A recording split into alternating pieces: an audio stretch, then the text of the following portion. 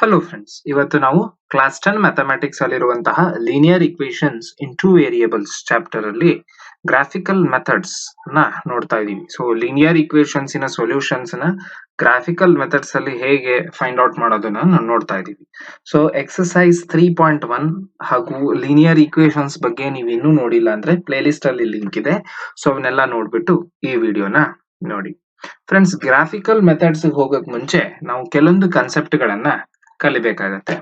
ಅದರೊಳಗಡೆ first concept is consistent equations. So what are consistent equations?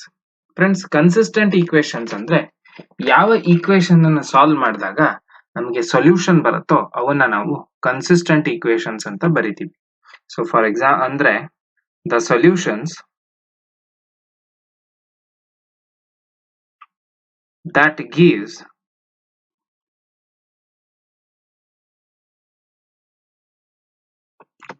sorry friends, it is the equations that has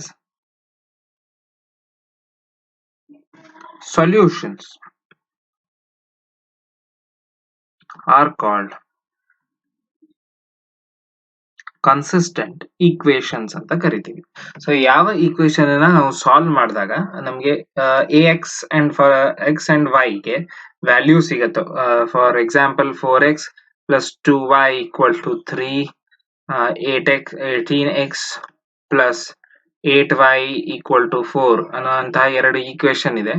ಇವೆರಡನ್ನು ನಾವು solve ಮಾಡ್ತೀವಿ ಅಂತ ಇಟ್ಕೊಳ್ಳೋಣ ಅಂತ. So we have different means of solving ಅನ್ನೋದು already ನೋಡಿದೀವಿ. ಅದರಲ್ಲಿ ಈ ವಿಡಿಯೋಲಿ ಒಂದು ಮೆಥಡ್ ನ ಕೂಡ ನಾವು ನೋಡ್ತಾ ಇದೀವಿ, that is graphical method. So ಇವನ್ನೆಲ್ಲ ಸಾಲ್ವ್ ಮಾಡಿದಾಗ ನಮ್ಗೆ ಎಕ್ಸ್ ಅಂಡ್ ವೈ ಗೆ ಸರ್ಟನ್ ವ್ಯಾಲ್ಯೂಸ್ ಬರುತ್ತೆ. ಸೊ ಆ ವ್ಯಾಲ್ಯೂಸ್ ಬಂತು ಅಂದ್ರೆ ಅವನ್ನ ನಾವು ಕನ್ಸಿಸ್ಟೆಂಟ್ ಈಕ್ವೇಶನ್ಸ್ ಅಂತ ಕರಿತೀವಿ. So the equations that has solution are called consistent equations. So the equations that do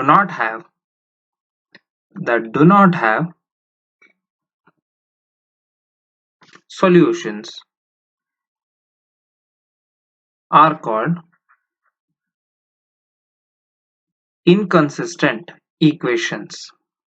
I hope you are understanding friends. ಅಂದ್ರೆ ಯಾವುದೋ ಕೊಟ್ಟಿರುವಂತಹ ಈಕ್ವೇಶನ್ಸ್ ನ ನಾವು ಸಾಲ್ವ್ ಮಾಡಿದಾಗ ನಮಗೆ ಎಕ್ಸ್ ಅಂಡ್ ವೈ ವ್ಯಾಲ್ಯೂ ಬರಲ್ಲ ಅಂತ ಇಟ್ಕೊಳ್ಳಿ. So if we don't get value of x and y, then such equations are called inconsistent equation.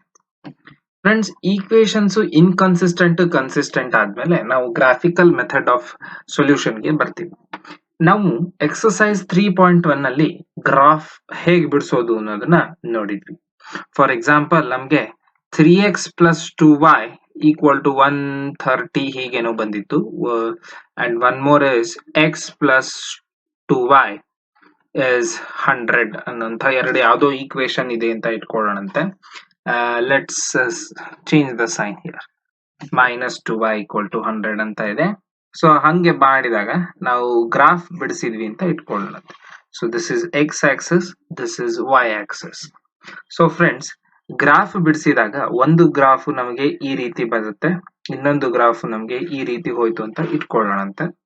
So ಇಲ್ಲಿ this is graph of x minus 2y equal to 180 ಅಂತ ಇಟ್ಕೊಳ್ಳೋಣ. and this is graph, just assume ಮಾಡಿ friends, ನಾನು ಸುಮ್ಮನೆ rough ಆಗಿ ತೆಗಿತಾ ಇರೋದು. 3x plus 2y equal to 130 ಅಂತ ಇಟ್ಕೊಳ್ಳೋಣಂತೆ. So this two graphs intersect at some point. intersect ಯಾವುದೋ ಒಂದು ಪಾಯಿಂಟ್ ಅಲ್ಲಿ intersect ಆಗತ್ತೆ. ಸೊ ಆ ಪಾಯಿಂಟಿಗೆ ನಮಗೆ we have certain value of x and a certain value of y. ಒಂದು ಯಾವುದೋ ವ್ಯಾಲ್ಯೂ ಆಫ್ x ಹಾಗೂ ಯಾವುದೋ ವ್ಯಾಲ್ಯೂ ಆಫ್ y ಸಿಗುತ್ತೆ.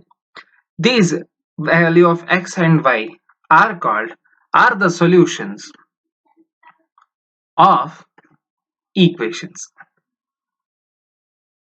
ಸೊ ಫ್ರೆಂಡ್ಸ್, ನಾವು ಇಲ್ಲಿ ಎರಡು ಈಕ್ವೇಶನ್ ಏನು ತಗೋತೀವಿ, ಈ ಎರಡು ಈಕ್ವೇಶನ್ ಇನ ಗ್ರಾಫ್ ಬಿಡಿಸಿದಾಗ ನಮಗೆ ಗ್ರಾಫ್ ಅಲ್ಲಿ ಎರಡು ಗ್ರಾಫ್ ಒಂದ್ ಕಡೆ ಇಂಟರ್ಸೆಕ್ಟ್ ಆಯ್ತು ಅಂತಂದ್ರೆ then we have a unique solution.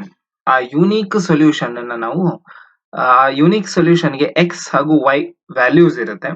ಅದೇ ನಮ್ಮ x value, solution of x and solution of y ಅಂತ ಕರಿತೀವಿ. ಇನ್ನು ಕೆಲವೊಂದು ಸಿಚುವೇಶನ್ ಅಲ್ಲಿ ಗ್ರಾಫ್ ಹೇಗ್ ಬರುತ್ತೆ ಅಂತಂದ್ರೆ, ನಾವು ಇದನ್ನ ಕೂಡ ನೋಡಿದೀವಿ ನಿನ್ನೆ 3.1 ನಲ್ಲಿರುವಂತಹ ಥರ್ಡ್ ಪ್ರಾಬ್ಲಮ್ ಅನ್ನ ಸಾಲ್ವ್ ಮಾಡಿದಾಗ ನಮಗೆ ಒಂದು ಗ್ರಾಫ್ ಈ ತರ ಬಂತು. Second straight line of second equation was like this. So friends, ಇಂತಹ ಲೈನ್ಗಳು ಪ್ಯಾರಲಲ್ ಲೈನ್ಸ್ ಅಂತ ಕರಿತೀವಿ. ಈ ಪ್ಯಾರಲಲ್ ಲೈನ್ಗಳು ಎಲ್ಲೂ ಇಂಟರ್ಸೆಕ್ಟ್ ಆಗಲ್ಲ. ಸೊ ಇಂತಹ ಕಂಡೀಷನ್ ಅಲ್ಲಿ there are no solutions. Or we can say there will be no solutions. ಅಂದ್ರೆ ನಮಗೆ ಈ ಎರಡು ಈಕ್ವೇಶನ್ ಏನ್ ಬಂದಿರ್ತವೆ ಆ ಎರಡು ಈಕ್ವೇಶನ್ ವ್ಯಾಲ್ಯೂಸ್ ಅನ್ನ ಕಂಡು ಹಿಡಿಲಿಕ್ಕೆ ಆಗೋದಿಲ್ಲ. ಫ್ರೆಂಡ್ಸ್, ಇದು ಒಂದು ಕಂಡೀಷನ್ ಆದ್ರೆ, ಸೊ ಫಸ್ಟ್ ಕಂಡೀಷನ್ ಅಲ್ಲಿ ಇಂಟರ್ಸೆಕ್ಟಿಂಗ್ ಅಟ್ ಒನ್ ಪಾಯಿಂಟ್ ಇತ್ತು. ಸೆಕೆಂಡ್ ಕಂಡೀಷನ್ ಅಲ್ಲಿ does not intersect at all, they are moving parallel to each other ಅಂತ ಇದೆ. ಸೊ ಅಂತ ಕಂಡೀಷನ್ ಅಲ್ಲಿ ನಮಗೆ ಒಂದೂ ಸೊಲ್ಯೂಷನ್ ಸಿಗಲ್ಲ. ಇಲ್ಲಿ ಒಂದೇ ಸೊಲ್ಯೂಷನ್ ಸಿಕ್ಕಿತ್ತು and it was unique solution. So when graph intersects at one point ನಮಗೆ ಯುನೀಕ್ ಸೊಲ್ಯೂಷನ್ ಸಿಗುತ್ತೆ. when the graphs are parallel lines ಅಲ್ಲಿ ನಮಗೆ ನೋ ಸೊಲ್ಯೂಷನ್ಸ್, ಯಾವುದೇ ರೀತಿ ಸೊಲ್ಯೂಷನ್ಸ್ ಸಿಗಲ್ಲ. ಸೊ ಫ್ರೆಂಡ್ಸ್, ಈ ಫಸ್ಟ್ ಕಂಡೀಷನ್ ಅಲ್ಲಿ ನಮಗೆ ಸೊಲ್ಯೂಷನ್ಸ್ ಸಿಕ್ಕಿದೆ ಅಂದ್ರೆ is it not a consistent? Are these not consistent equations? So friends, ಇಲ್ಲಿ ಅಕಸ್ಮಾತ್ ಗ್ರಾಫ್ ಒಂದೇ ಪಾಯಿಂಟ್ ಅಲ್ಲಿ ಇಂಟರ್ಸೆಕ್ಟ್ ಆಯ್ತು ಅಂದ್ರೆ ಅದನ್ನ ನಾವು ಕನ್ಸಿಸ್ಟೆಂಟ್ ಈಕ್ವೇಶನ್ಸ್ ಅಂತ ಕರಿತೀವಿ. ಗ್ರಾಫ್ ಪ್ಯಾರಲಲ್ ಆಗಿ ಹೋಯ್ತು ಅಂತಂದ್ರೆ ಅದಕ್ಕೆ ಒಂದೂ ಸೊಲ್ಯೂಷನ್ ಇರೋದಿಲ್ಲ ಅನ್ನೋದು ಗೊತ್ತಾಗಿದೆ. So these equations are inconsistent equations ಅಂತ ಹೇಳಿ ನಾವು ಕರಿತೀವಿ. ಫ್ರೆಂಡ್ಸ್, ಇನ್ನೊಂದು ಕೇಸ್ ಇದೆ, ಥರ್ಡ್ ಕೇಸ್ ಅಲ್ಲಿ ಏನಾಗತ್ತೆ ಅಂತಂದ್ರೆ, ಇನ್ ಕೇಸ್ 3 ಗ್ರಾಫ್ ಅಲ್ಲಿ ಇರುವಂತಹ ಲೈನ್ಗಳು ಓವರ್ಲ್ಯಾಪ್ ಆಗ್ತವೆ. So if this is first graph, second graph lies on the same graph. So ಎರಡು ಲೈನ್ಗಳು ಓವರ್ಲ್ಯಾಪ್ ಆಗ್ತವೆ. ಇಂತಹ ಸಂದರ್ಭದಲ್ಲಿ we will have infinitely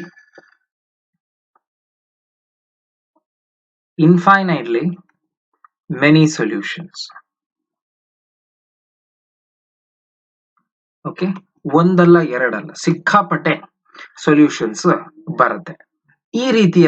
ಈ ತರದ್ರಲ್ಲಿದ್ದಾಗ ನಮಗೆ ಕನ್ಸಿಸ್ಟೆಂಟ್ ಇದೆಯೋ ಇಲ್ಲೋ ಅಂತ ಹೇಳೋದು ಕಷ್ಟ ಆಗುತ್ತೆ. Therefore consistency of the equation is dependent ಅಂತ ಹೇಳ್ತೀವಿ. Based on how much area we are taking ಅಥವಾ how much range we are taking ಅನ್ನೋದ್ರ ಮೇಲೆ ಈ consistency of the equation depend ಆಗುತ್ತೆ. So friends, based upon the types of graphs ನಾವು equation consistent ಇದೆಯೋ ಇಲ್ಲೋ ಅನ್ನೋದು ಹೇಗೆ ಅನ್ನೋದನ್ನ ನೋಡಿದ್ವಿ. ಫ್ರೆಂಡ್ಸ್, ಹಾಗಾದ್ರೆ ನಾವು ಈಕ್ವೇಶನ್ಸ್ ಕನ್ಸಿಸ್ಟೆಂಟ್ ಇದೆಯೋ ಇಲ್ಲೋ ಅನ್ನೋದು ಗ್ರಾಫ್ ತೆಗೆದೇ ನೋಡ್ಬೇಕಾ? ಹಾಗೆ ಗೊತ್ತಾಗಲ್ವಾ? ಗೊತ್ತಾಗತ್ತೆ ಫ್ರೆಂಡ್ಸ್. ಒಂದು ಉದಾಹರಣೆ ತಗೊಳ್ಳೋಣಂತೆ. Let us consider 4x plus 3y is equal to -4 and one more equation 18x plus 2y is 5 ಅಂತ ತಗೊಳ್ಳೋಣಂತೆ. ಫ್ರೆಂಡ್ಸ್, ಇದನ್ನ ನಾನು ಯಾವ ರೀತಿ ಅರೇಂಜ್ ಮಾಡಬೇಕು ಅಂದ್ರೆ, I have to write all given terms one side and I have to equate this to 0. ಅಂದ್ರೆ 4x plus 3y ಕೊಟ್ಟಿರುವಂತಹ term -4 ಈ ಕಡೆಗೆ ಬಂದಾಗ +4 ಆಗತ್ತೆ, is equal to 0. ನಾ ಹೇಳ್ದಂಗೆ ಕೊಟ್ಟಿರುವಂತಹ ಎಲ್ಲಾ ಟರ್ಮ್ಸ್ ಒನ್ ಸೈಡ್ ಬರೆದು we have to equate it to 0 ಅಂತ ಹೇಳಿದೆ. ಅದೇ ರೀತಿಯಾಗಿ ಇದನ್ನ ಬರೆದಾಗ 18x plus 2y minus 5 equal to 0. So friends, ನಾನಿಲ್ಲಿ ಒಂದು ನೊಟೇಷನ್ ಅನ್ನ ಯೂಸ್ ಮಾಡ್ತೀನಿ. So I will say ax plus by plus c equal to 0. ಇಲ್ಲೂ ಕೂಡ ಇದು ಫಸ್ಟ್ ಈಕ್ವೇಶನ್ ಇರೋದ್ರಿಂದ a1x plus b1y plus c1 is equal to 0 ಅಂತೀನಿ. ಇಲ್ಲಿ this is a2x plus b2y plus c2 equal to 0 ಅಂತ ಕರಿತೀನಿ. Friends, ಇಲ್ಲಿ a1 value ನನಗೆ 4 ಇದೆ, b1 ವ್ಯಾಲ್ಯೂ 3 ಇದೆ, c1 ವ್ಯಾಲ್ಯೂ 4 ಇದೆ. ಇಲ್ಲಿ A2 ವ್ಯಾಲ್ಯೂ 18 ಇದೆ, B2 ವ್ಯಾಲ್ಯೂ 2 ಇದೆ, C2 ವ್ಯಾಲ್ಯೂ -5 ಇದೆ. ಸೊ ಫ್ರೆಂಡ್ಸ್, ಈಗ A1 ಈ ತರ ನೊಟೇಷನ್ ಇದ್ದಾಗ ವಿ ಹ್ಯಾವ್ 3 ಕಂಡೀಷನ್ಸ್. ಸೊ ಆ ಕಂಡೀಷನ್ಸ್ ನೋಡೋಣ ಅಂತ. If A1 by A2 is not equal to B1 by B2. If this condition is satisfied, then we say we have only one intersecting point.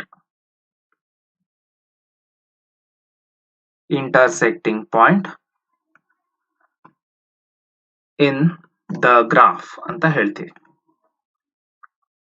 So ಈ condition satisfy ಅಂದ್ರೆ A1 by A2 not equal to B1 by B2 ಈ condition satisfy ಆದ್ರೆ graph ಅಲ್ಲಿ ಒಂದೇ intersecting point ಇರುತ್ತೆ.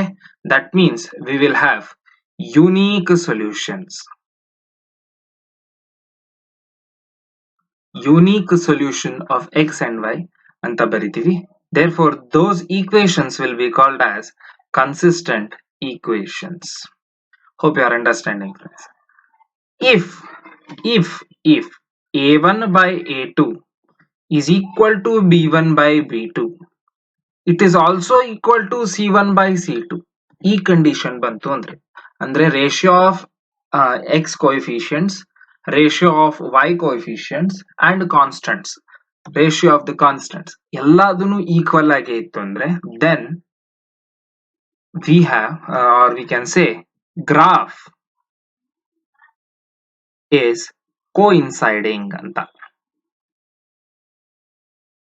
We can say graph is coinciding ಅಂದ್ರೆ friends, ಇಲ್ಲಿ ನಾವು ಏನು ಥರ್ಡ್ ಕಂಡೀಷನ್ ಅನ್ನ ನೋಡಿದೀವಲ್ಲ, ಎರಡು ಗ್ರಾಫ್ ಲೈನ್ಸ್ ಓವರ್ಲ್ಯಾಪ್ ಆಗ್ತಾ ಇರುವಂತದ್ದು ಇದು. ಸೊ ಈ ಕಂಡೀಷನ್ ಅಲ್ಲಿ ನಮಗೆ ಇನ್ಫೈನೈಟ್ಲಿ ಮೆನಿ ಸೊಲ್ಯೂಷನ್ಸ್ ಬರುತ್ತೆ. So in case of A1 by A2 equal to B1 by B2 equal to C1 by C2, graph coincides. ಆ ಟೈಮ್ ಅಲ್ಲಿ ನಮಗೆ infinitely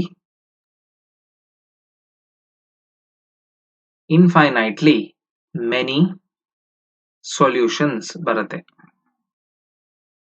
Okay friends, in a last condition ಇದೆ, that is A1 by A2 equal to B1 by B2, but A1 by A2 and B1 by B2 is not equal to C1 by C2. ಈ condition ಅಲ್ಲಿ graph has parallel lines.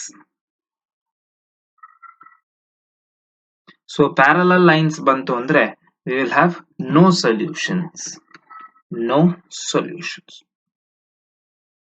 So friends, no solutions ಅಂತಂದ್ರೆ inconsistent equations ಅಂತ ಅರ್ಥ. So friends, ಇಷ್ಟು basics ಇಟ್ಕೊಂಡು ನಾವು exercise problems ಅನ್ನ solve ಮಾಡೋಣಂತೆ. ಮುಂದಿನ ವಿಡಿಯೋಸ್ ಅಲ್ಲಿ ಎಕ್ಸರ್ಸೈಸ್ ಪ್ರಾಬ್ಲಮ್ಸ್ ಅನ್ನ ಸಾಲ್ವ್ ಮಾಡೋದಕ್ಕೆ ಇಷ್ಟು ಬೇಸಿಕ್ಸ್ ನಮ್ಗೆ ಬೇಕಾಗತ್ತೆ. ಸೊ ಫ್ರೆಂಡ್ಸ್, ನಾವು ಈ ವಿಡಿಯೋ ಅಲ್ಲಿ what are consistent equations, what are inconsistent equations, so graph ಯಾವ ತರ ಇದ್ರೆ ಕನ್ಸಿಸ್ಟೆಂಟ್ ಈಕ್ವೇಶನ್ ಅಂತ ಗೊತ್ತಾಗುತ್ತೆ. ಸೊ ಗ್ರಾಫ್ ಯಾವ ತರ ಇದ್ರೆ ಯುನೀಕ್ ಸೊಲ್ಯೂಷನ್ಸ್ ಇರುತ್ತೆ, ಎಷ್ಟು ಸೊಲ್ಯೂಷನ್ಸ್ ಬರುತ್ತೆ ಅನ್ನೋದನ್ನ ನೋಡಿದ್ವಿ. ಗ್ರಾಫ್ ಪ್ಯಾರಲಲ್ ಇದ್ರೆ ನಮ್ಗೆ ಎಷ್ಟು ಸೊಲ್ಯೂಷನ್ಸ್ ಬರುತ್ತೆ ಅನ್ನೋದನ್ನ ನೋಡಿದ್ವಿ. ಅಂಡ್ ಗ್ರಾಫ್ ಕೋ ಇನ್ಸೈಡ್ ಆದ್ರೆ ಏನೇನ್ ಆಗುತ್ತೆ ಅನ್ನೋದನ್ನ ನೋಡಿದ್ವಿ. And also without plotting graph ನಾವು 3 ಕಂಡೀಷನ್ ಅನ್ನ ನೋಡಿದ್ವಿ. A1 by A2 not equal to B1 by B2, A1 by A2 equal to B1 by B2 equal to C1 by C2, and A1 by A2 equal to B1 by B2 not equal to C1 by C2. So ಈ 3 conditions ಅಲ್ಲೂ ಏನೇನ್ ಆಗತ್ತೆ ಅನ್ನೋದನ್ನ ನೋಡಿದ್ವಿ. Friends, ಇವಿಷ್ಟನ್ನು ನೀವು ನೆನ್ಪಿಟ್ಕೊಂಡು next ವಿಡಿಯೋನ ನೋಡಿ. ಅದರಲ್ಲಿ ನಾವು ಎಕ್ಸರ್ಸೈಸ್ 3.2 ಸಾಲ್ವ್ ಮಾಡಕ್ಕೆ ನಮಗೆ ಎಲ್ಲಾ ಬೇಸಿಕ್ಸ್ ಬೇಕಾಗತ್ತೆ. So hope you enjoyed learning these, friends. Thank you. Have a nice day.